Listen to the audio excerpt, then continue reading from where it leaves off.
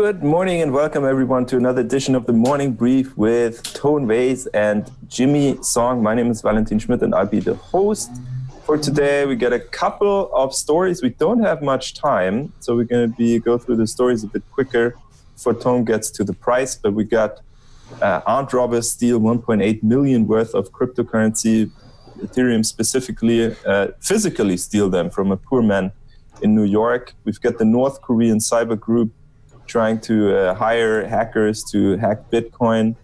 Then we got the Warrant Canary disappearing from Chris Ellis's Twitter profile, the canary in the coal mine. Then we have an interview with the Pineapple Fund guy, the guy who's giving away a lot of money for charity. We got a very interesting Reuters story about Hyperledger losing funding and members. And then we saved the CryptoKitties for Monday as Bitcoin is breaking. Let's hope Bitcoin can make it through 18,000 on Bitstamp before we get to the price. Jimmy, kick it off. No, actually, Tone, you once said that sometimes the best security is to keep your mouth shut. And so that guy obviously made a mistake. Who got robbed? Yeah, pretty much. I mean, I think the most unfortunate thing about that story is man, I can't believe they stole the Ethereum. I mean, it's such garbage. That's the part that bothers me, right? Yeah, like I always said, it's like probably the biggest thing where, hey guys, can you guys mind muting, please?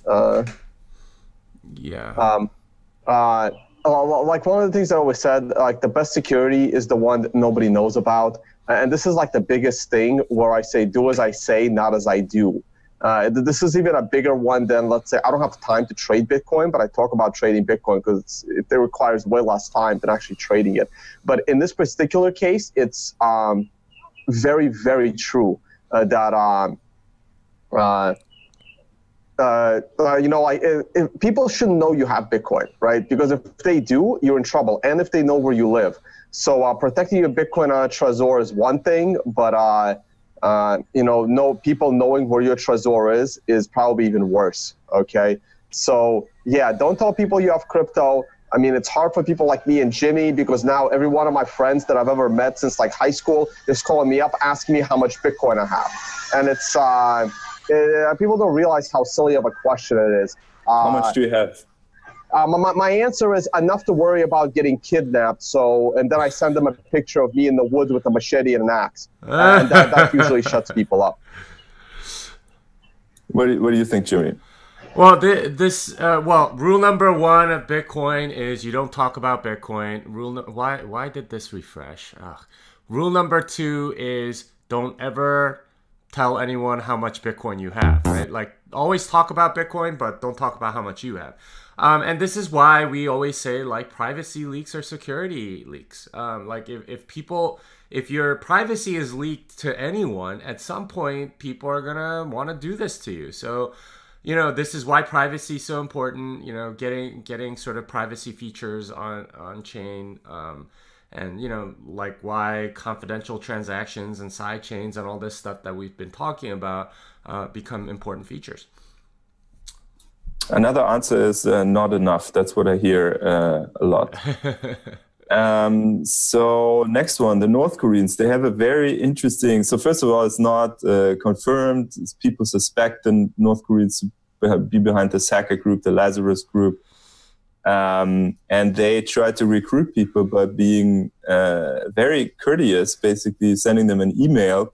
And then if you click on the email, you're automatically infected and your computer being taken over. So I don't know if that's a really good, is that a sort of hiring test? Like if you're dumb enough to do it and if you can't protect your computer, you're not worth it? Or how does this work in the hacking community, Jimmy? Well, so I don't actually know the culture of hackers and how they actually recruit people, but there are multiple groups and Lazarus, Anonymous, all that stuff. So it doesn't surprise me that North Korea would be interested in sort of getting their hands more on Bitcoin. It's sound money. It's something that they can transact with anonymously. I do suspect that a lot of governments will use this as an excuse to ban Bitcoin at some point, but you know, we kind of expected this. I'm really curious where this goes and see how much Bitcoin North Korea can actually accumulate. Valentin, you're muted. Sorry. So before we go to Tone, I would like to point that if governments use this to ban Bitcoin, then they also have to ban the other stuff that those people hacked before. Now I can't find it. They hacked the Bangladeshi central bank and Sony's Hollywood studios. So that also needs to be banned because obviously, you know, it has to do with hacking. Tone. Yeah, I mean, I don't know much about like the North Korea hacking groups. If this is government sponsored, then it's kind of bad because then the government is like collecting the Bitcoin. But if it's not government sponsored, then that's one way for North Korea to, you know, for some other groups in North Korea to get some money that isn't tied to the state. I'm sure that, like, for example, if it's North Korean sponsored hacking for Bitcoin, then I don't think they're going to follow any hacker ethics. Then I believe that the hackers do have ethics, at least within their own group. And but if it's private, then it will probably be better. As always, the private sector is to be preferred over the state in any kind of activity.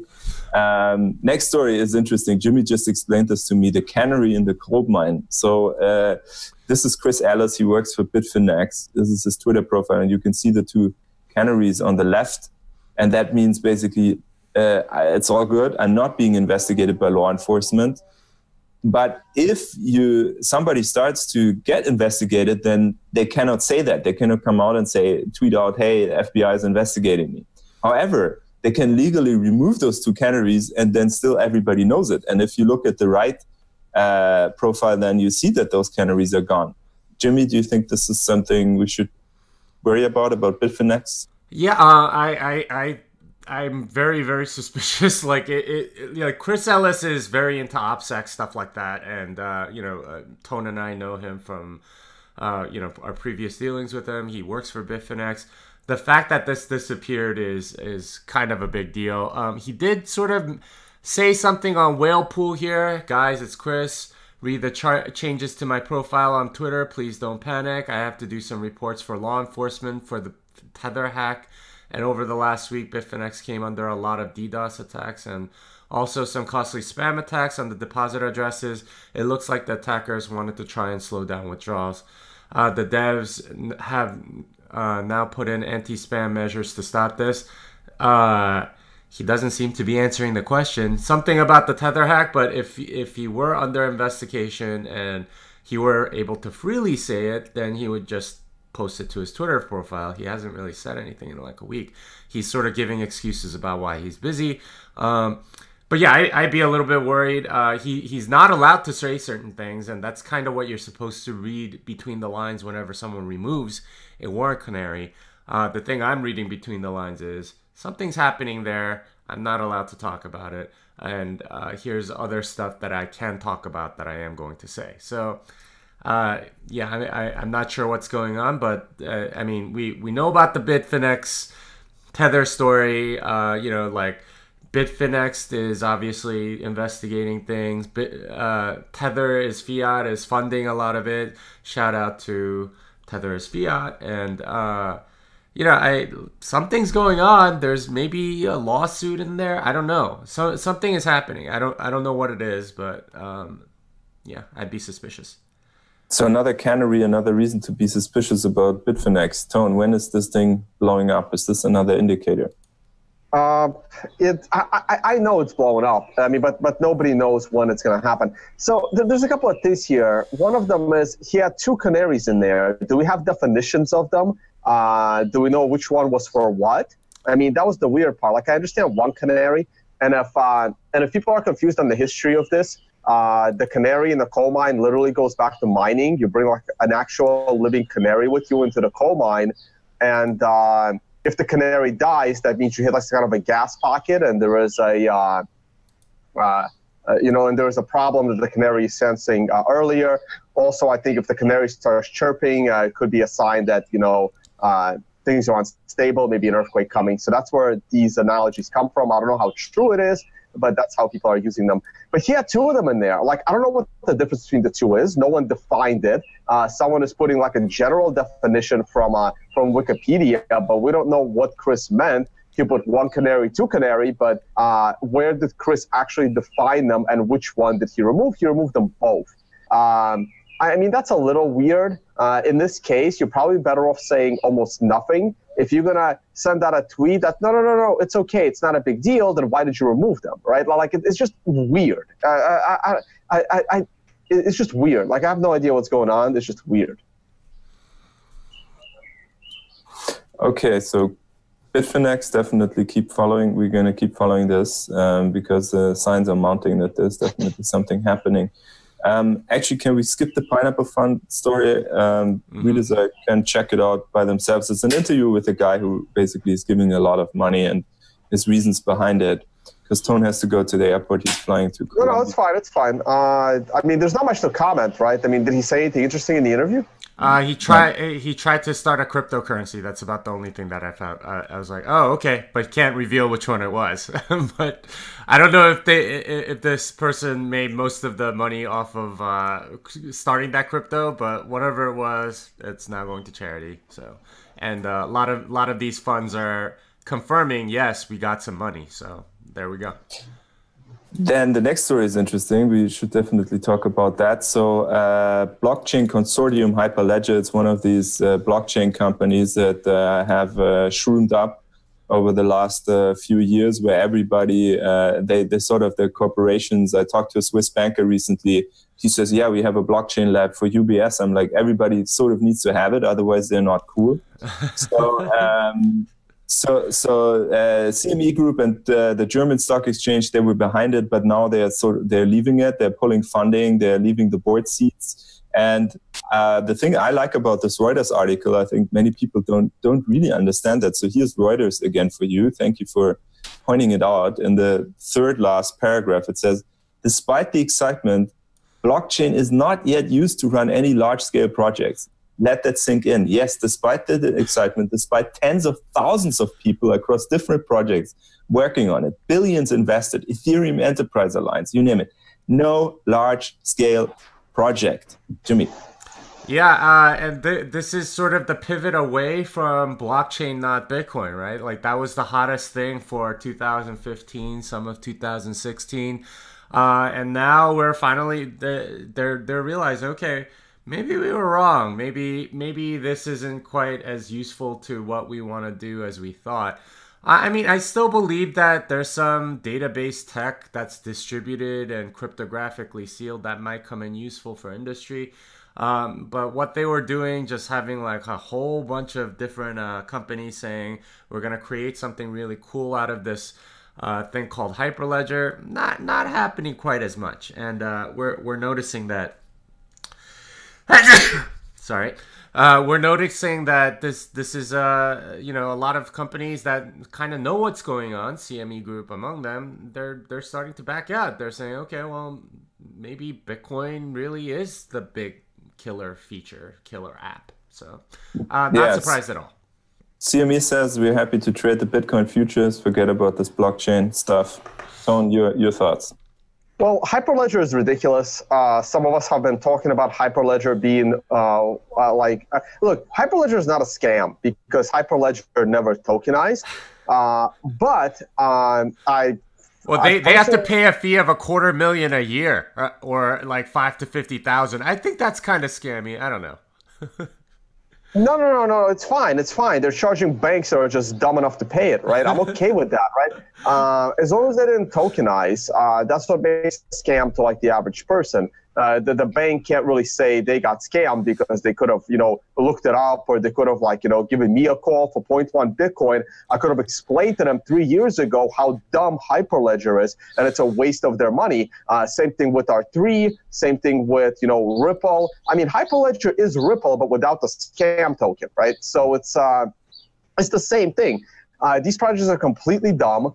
I've been talking about it for years, and no one seems to understand. IBM seems to be leading the dump charge on this one. They'll figure it out. They'll figure it out eventually, and we'll see what happens, right? I mean, I'm still waiting for people to have this realization how stupid Ripple is, not only conceptually, but also, you know, with that scam token. So it's the same. It's the same thing. They'll figure it out eventually. They'll figure it out. What we have figured out is that Bitcoin did print above 18K on Bitstamp. So just in time, thank you, Bitcoin. Just in time for the price analysis, Tony. Awesome. Hold on. I need to do screen share here. I need Jimmy to drop his. There you go. Perfect. All right. Let's let me pull up here. There we go. All right. I mean, we have Twitter, the usual disclaimer. Those that want to learn how to trade, you got to go to the education and learn trading section. And that's where you learn in section 6 about some of the more advanced indicators while that's loading. And whoa, we are at a new all-time high. Here's the weekly chart. Wow. According to the weekly indicators, your safe buy point was right here at about 16. What was the number here? I think probably around 17. 16,675 was a fairly safe buy point for your trade, and we're going up. Here is the daily. We are pretty much at all-time highs. I have this one is Bitfinex. Okay, so people keep asking me how come I'm using different exchanges on different time frames. Well, because which one do I choose? I think they're all terrible. So I have no idea which one I should grab. Every time I put all of my charts on one exchange, that's the exchange that ends up getting hacked or ends up going down. So now I just do randomly different exchanges based on the history of my lines, and I kind of stick with them until the exchange totally craps out, and then I switch that time frame to a different exchange until maybe I get a good index that's properly adjusting, hopefully the CME index. So here's the daily chart. The daily chart is on Bitfinex. The all-time high was, of course, yesterday at 18,111. We are at 18,090. So I am 99.9% certain we will be breaking the all-time high as we're only $21 away. And the daily chart went bullish based on my indicators as of this green line here. We're going to pull up the price or what? $17,001. So your weekly chart is in line with the daily chart. They are both telling you that it's a bullish buy trade. Here's the 4-hour. This is what I drew. These are the arrows I drew yesterday during the show. I was looking for a 1 to 4 candle pullback and then higher to new all-time highs. And here it is. We had 2 red candles, and now we're at new all-time highs. So according to my indicators, if I was to be live trading this instead of sleeping, I would go to the high on this candle. I would send this line across. So where is the high of this candle is at 17,819. So if I double click on this line, wait, come on, give me parameters here. If I double click on this line, so 820, so we do that, 1820. So there it is. So now we have the 4-hour chart bullish, daily chart bullish, weekly chart bullish. That was your 4-hour trade in. Let me see if the 1-hour chart, which is, oh, there it is. We got something that's bearish, right? So the 1-hour chart, if you were trading the 1-hour time frame, your trade to get into this thing would have been once again right here. I think people should understand how I trade this indicator, right? So there's your safe bullish entry. You go in right here at about, looks like about 17,800 or so. And right now we are at, this is Coinbase. The prices are way higher, so adjust for your exchange accordingly. But on Coinbase, I have a 9 with a little red arrow. That candle just started though. It's got 57 minutes left. Yeah. Yeah, so that candle just started, so we'll see. I'm actually not sure why it's an orange arrow and it's not an, it just needs one more tick to the upside and it will be a red arrow. But Yeah, so the 1 hour chart is the only one that's telling you, hey, maybe we should look for a 1 to 4 candle pullback, maybe something like this, and then higher, right? So if all of these time frames line up for a bullish trade, that's usually like I have a lot of confidence that things are going to be going well. So that's pretty much it. I mean, everything is bullish right now. The CME futures start trading tomorrow. So let's see how that goes. Yeah, that's going. Is this all in prep for that? Is that what's going on? Maybe. I mean, people are just buying up the rest of their Bitcoin just to have a hedge, right? Like if you're a prop shop, if you're a hedge fund, and you're thinking of going short Bitcoin, it's probably not a bad idea to have some Bitcoin on the side in case you're wrong. It's a decent little, hedge for yourself as you actively trade the CME futures and stuff. Great. Only bullish news. That's good news for Saturday morning. Good morning, everybody. Thank you, Tone Vays. Thank you, Jimmy Song. Thanks for watching. And Jimmy, your last words. My name is Jimmy Song, and this song is done. Bye, guys.